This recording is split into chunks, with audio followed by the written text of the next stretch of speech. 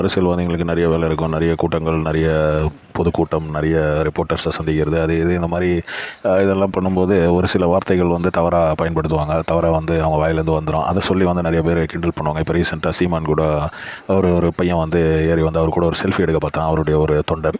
அதை வந்து இறக்கி விட்டோன்னே முட்டா பையன் அப்படின்ட்டு ஒரு மைக் இருக்கிறது ஞாபகம் இல்லாமல் சொல்லிட்டாரு. அதை வச்சு ட்ரோல் பண்ணியிருக்காங்க. அதே மாதிரி உதயநிதி ஸ்டாலின் வந்து ஒரு சில இடங்களில் ஒரு தப்பான கணக்கு, தப்பான விஷயங்கள், அது வந்து வாய் தவறி வர்றது, ஸ்லிப் ஆஃப் த டங் அப்படின்வாங்க.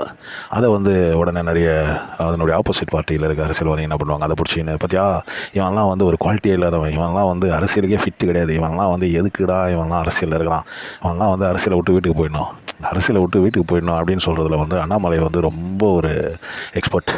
ஒன்று வந்து அவர் போய்ட்றேன்னுவார், இன்னொன்று வந்து அந்த இன்னொருத்தர் போயிடணுன்னுவார்.